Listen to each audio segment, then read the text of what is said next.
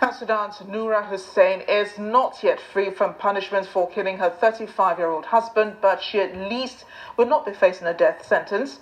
On Tuesday, a court in Sudan overturned the death sentence, replacing it with a 5-year jail sentence instead. The court also ordered her family to pay 337,000 Sudanese pounds in blood money to the man's family.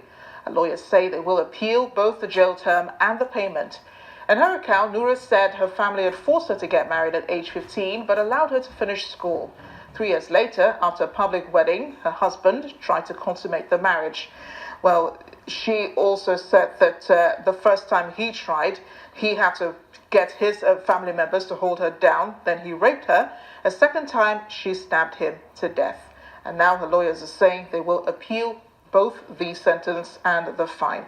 I want to bring in Evon Idahosa, a lawyer, activist, and founder, executive director of Pathfinders Justice Initiative, an NGO that seeks to eradicate sex trafficking and the exploitation of women and girls in the developing world. Evon, thank you for joining us on the program.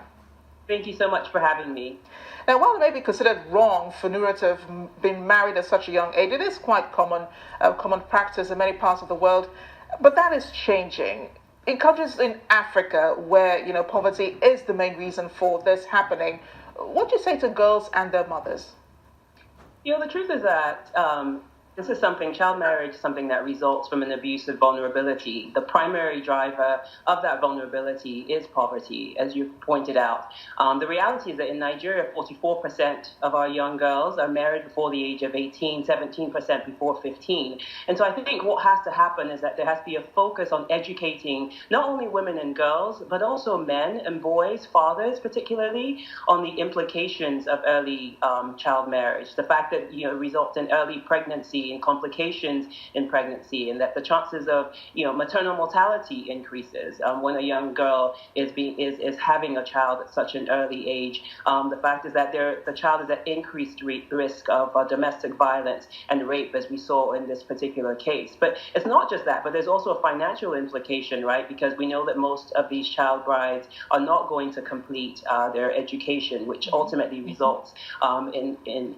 economically affecting the family in some ways. And so I think for me, our focus is always on really trying to get parents, particularly to understand that ultimately the good that they're hoping for their children is not going to come about. But again, I think part of the issue in Nigeria is that even with all of this education, and with all of this advocacy, there has to be a way to address the economic situation, because ultimately that, as we pointed out, is the primary driver.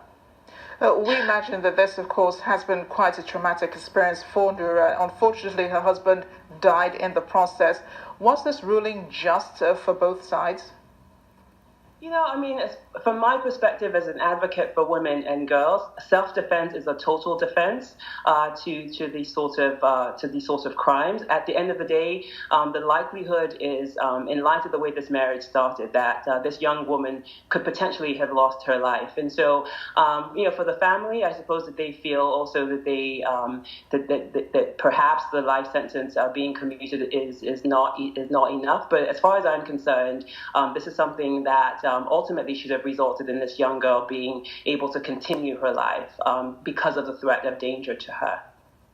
From your experience, Evon, working on situations like these, how does a teenage girl recover from an experience like this, and what's the process of healing like?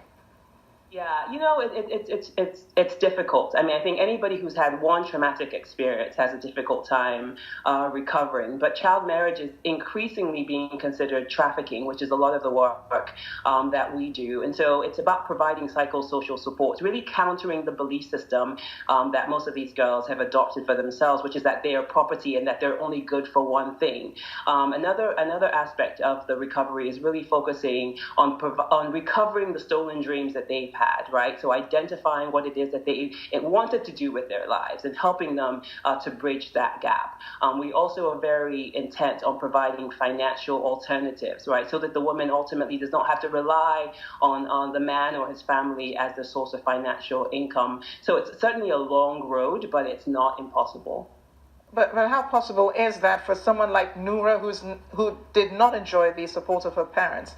She ran to them when this happened, and they handed her over to the police.